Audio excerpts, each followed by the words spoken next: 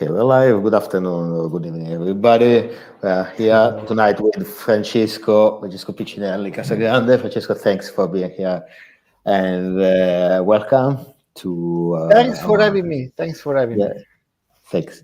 I don't know how to call our. I mean, this Ah, activity we are doing because it's a podcast, but it's also some kind of let's say vlog because we are also live streaming on YouTube and on Facebook on Let's call LinkedIn it tonight. this This talk with format, yeah. data, which this multi-platform nerdy-like talk with data. But as you know, the medium is message, so we need to Yeah, define. Yeah. that's fascinating because there is there is a school of sociologists who thinks that McLuhan is essentially garbage, and that no, I mean, and that McLuhan made so generic assumptions that there is this. I think his name is Meyrovitz. This cultural sociologist from the States, and he's still alive, and he wrote an essay totally against Marshall McLuhan. And he was arguing that statements like the medium is the message and whatever by McLuhan were just, slogans which led to the build-up of a cult called the McLuhanism. And I'm quoting directly. So Yeah. yeah, so tonight we are facing two things.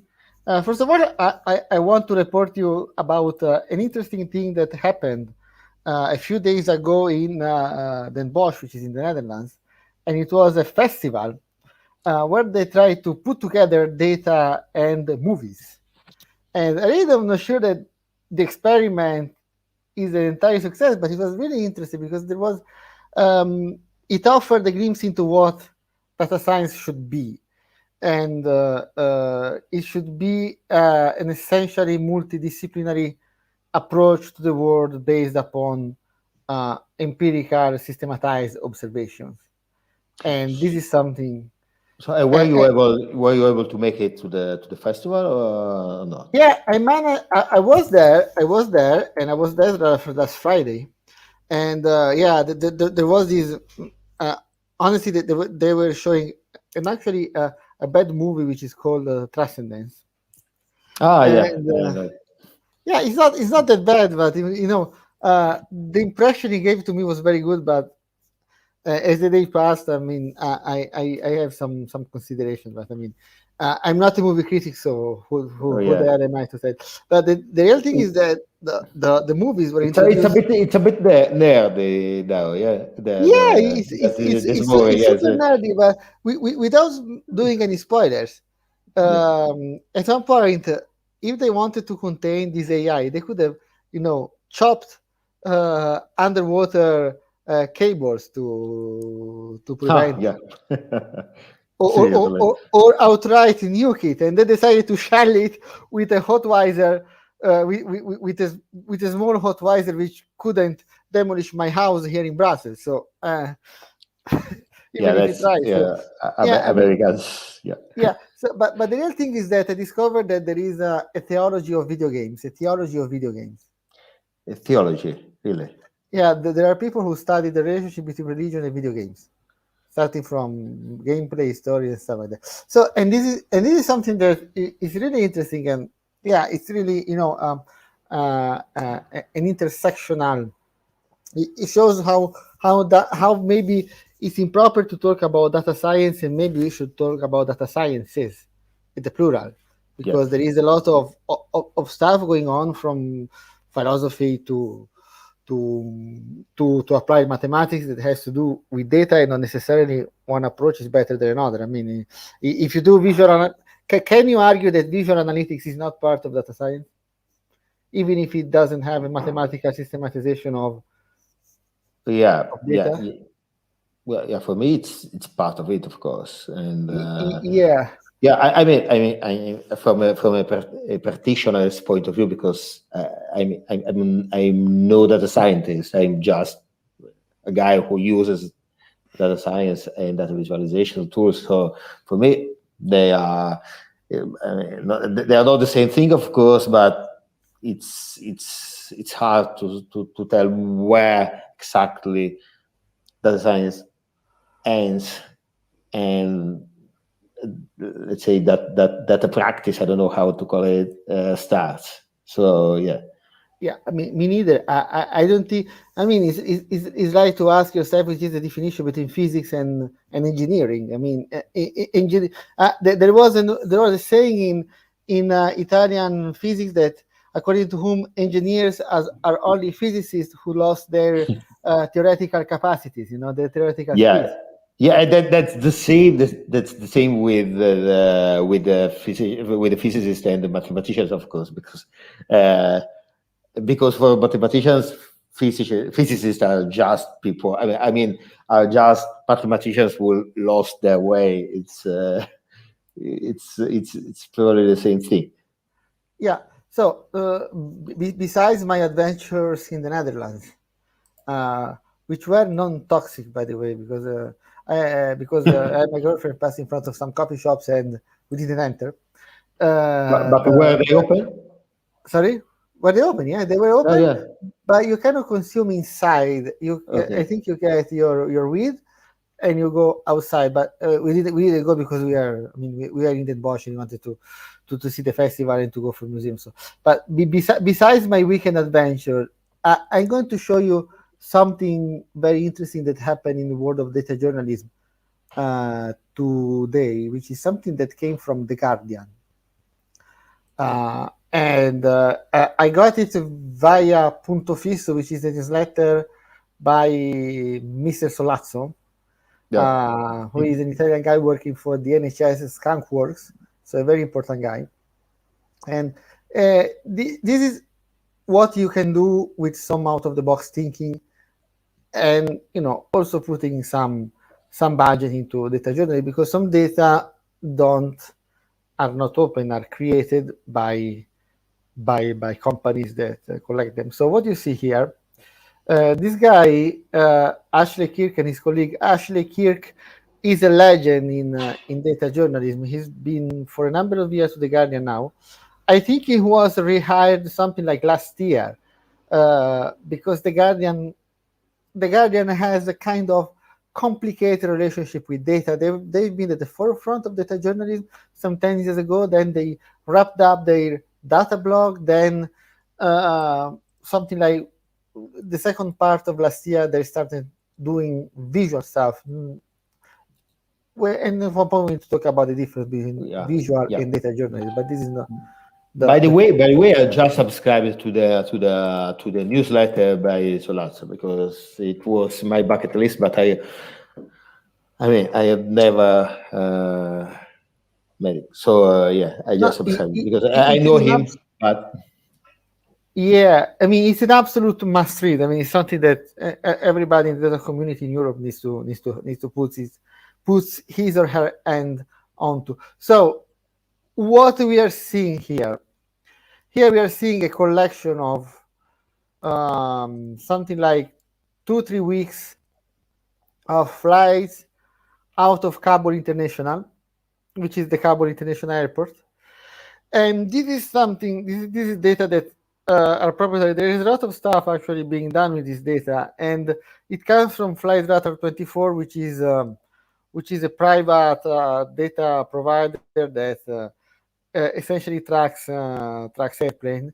It does it for free. I don't know anyone who didn't use Flightradar24 once in their life. But the problem when you use this kind of data sets, the problem is that it has a cost, and yeah, yeah, sometimes it can be relatively cheap to use. But the problem is that you know if you want to download data, how can you how can you do? How can you have it? So I'm going to show you because when you work with data, the most important thing you have to do when you do media in general, the most important thing you have to take into account is the resources you have available in terms of cost, in terms of computational power, in terms of everything. So let's say how much did the article cost? We have seen that it goes back to 2 weeks essentially. So 2 weeks of flights, it means that they had to put into account at least 35 euros.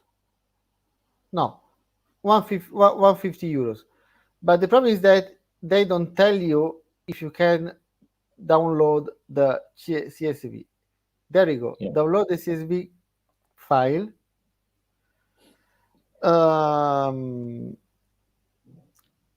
With the prices you have seen, you have this kind of limitations. So let's check the data services. How much does it take to how much? And they don't tell you. Yeah. I don't know if you're seeing what I'm seeing here. No, we are not. But I hope to do it more interactively, like a presentation from PowerPoint. But essentially, I failed miserably. Apologies for that.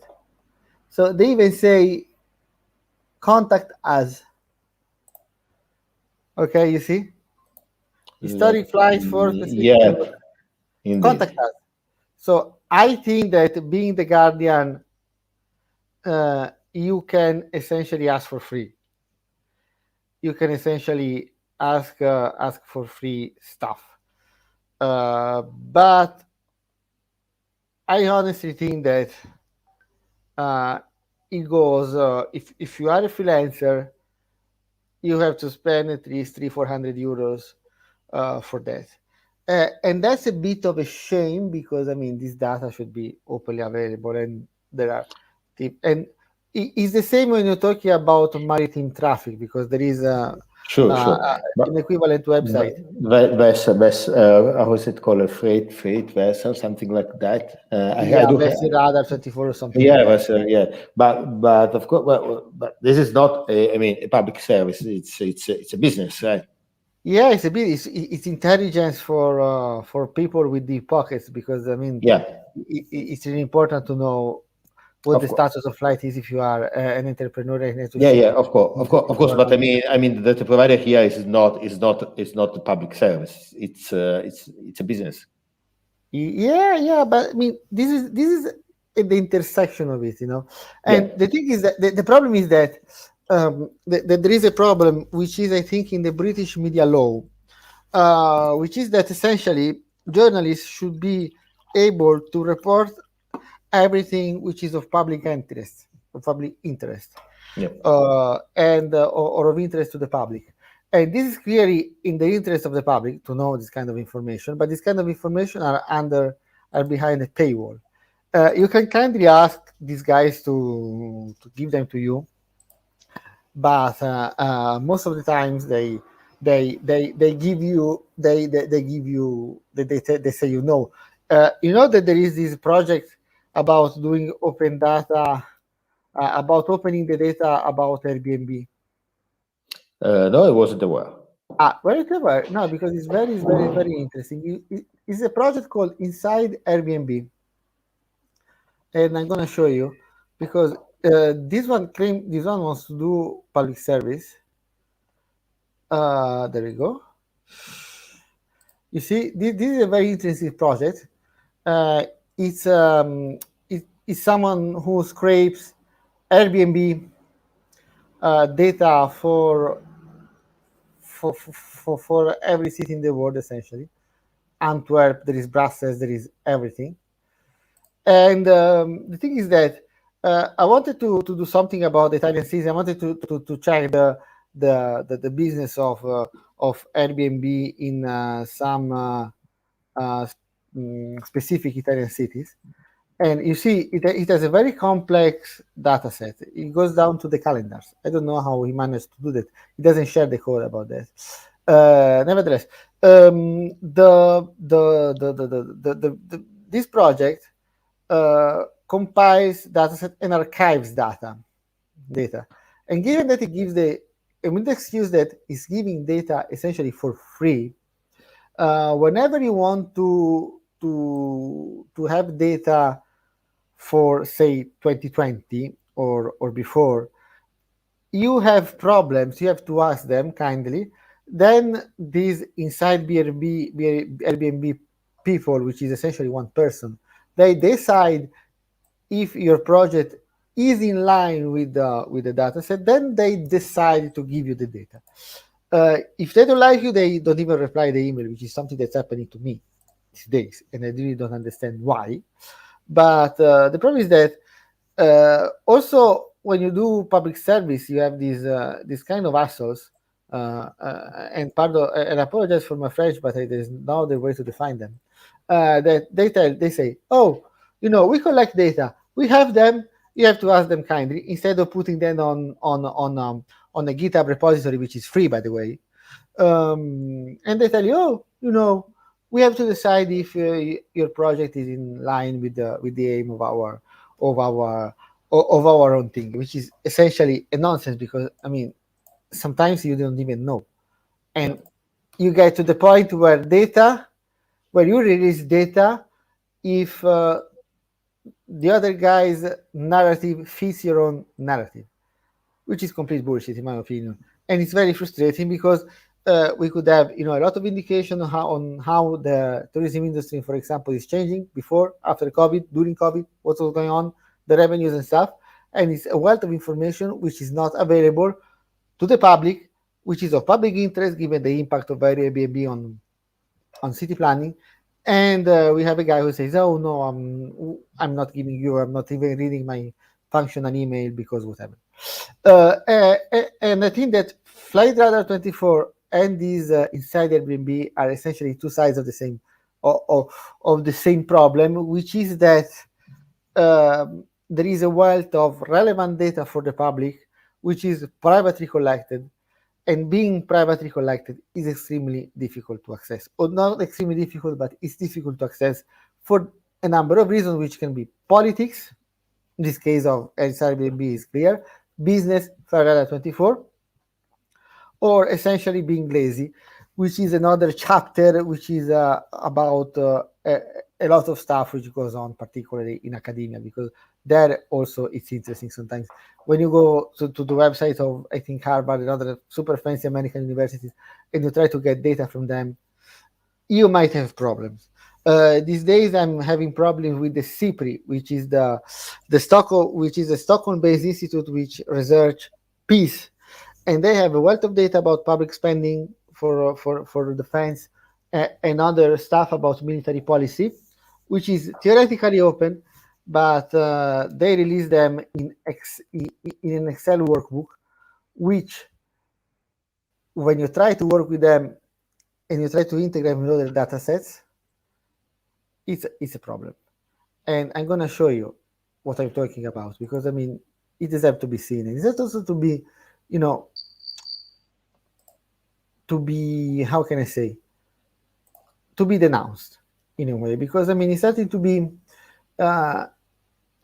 to be difficult also to defend for those. Okay, this is the website. This is the data. Okay. As you can see, you have 5 rows of user information. Yeah, I can relate. I can relate absolutely. It's a mess when you have to extract data, when you have to work with such, because here they are mixing the presentation of the data, let's say, exactly, and the raw data themselves. You see what happens here. The 2 points are NA values, but when, for example, the state the state being discharged in the United States, they are putting 3 axes here. Yeah. You see, which is completely nuts. So, which means that when you try to import this, say in R Python, it's the same thing. You have to know how these data look in the first place.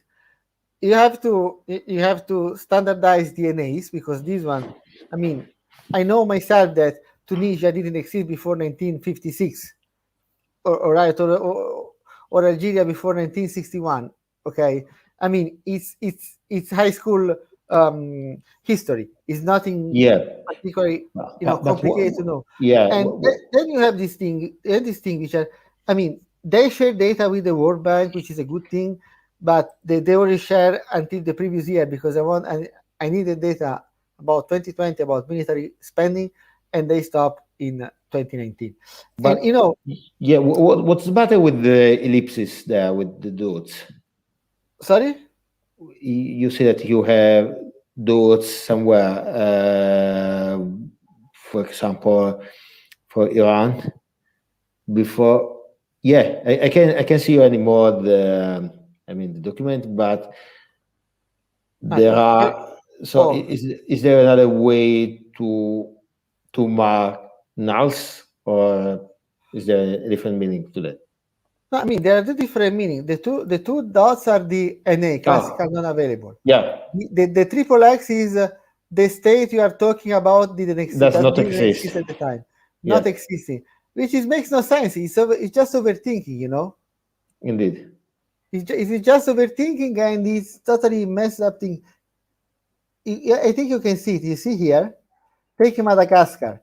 1949 doesn't exist. Then 1950, 1960 gets independent, but there is no data about how many dollar million it was spending. And then it starts from 1964. All because they have to put the copyright license in the A1 cell. Yeah. I Yeah. mean, it's completely. I mean, this little So, thing. so, so this data is not open by any by any possible definition or openness, no, because it's the format is not open because The it's an format Excel is not. file. I mean, It's not machine-readable. It's just messing up with nulls. What else? You have a commercial, yeah, a commercial or a proprietary license. a proprietary license which is waived, which is essentially void, because these data are shared with the World Bank. If you go to the World Data Bank, you see them Yeah. until 2019 or 2020, but who gives a damn? I mean, and I think that now we see essentially two and a half, because two and a half bad approaches to data and to the share of data, and how they and how some people, let's say like these, like to make life complicated to guys like me, and essentially a data set like this is the last thing we need. I mean, yeah, and all this is crucial info. This is, as well as the one flight data 24, is crucial information. It's something that, you know it, it's of public interest, and this Yeah. is of the utmost public interest, because I'm talking about defense spending. And I think that after Afghanistan, the defense subjects and defense policies are going to be more mainstream than Yeah. ever before, because I mean, what you see the data also about other big powers like China and Russia. I mean, the data are portraying a world which is not going in a very good direction, which is going, head on to a showdown between global powers Indeed. around and having this kind of information is absolutely important. But they present the data like this in interactive format, which I think made the intern who made it very proud, but it is not exactly what you need to do in order to share information in a computationally efficient way. I mean, and that's the end, the end of a rant after a couple of weeks trying to solve some of these problems. Let me put it like that. Yeah, and you were talking about I mean this festival, but there is also another maybe less glamorous, but another event which is just coming up in the following days, which is the end of the public consultation about the Data Act of the European Union. It's closing in 3 days, Mhm. actually, and I think it's a good opportunity for people to have a say, to have their say about how data should be shared between the government and businesses, or between businesses and businesses, or about tools for data sharing. For example, uh, well, that's a topic we've never touched upon, but there is also the question of how to meet interaction with data, and for example, smart contracts. It's a way to do that, and I mean, I was quite surprised to find out that smart contracts are within the scope of this consultation.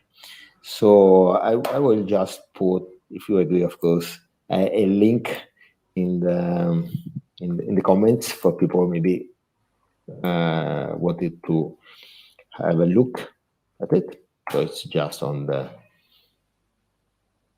European Commission website. Yeah, and that probably I don't know if I will have the time to do it, but I will probably try to I mean, to give some feedback. Just that.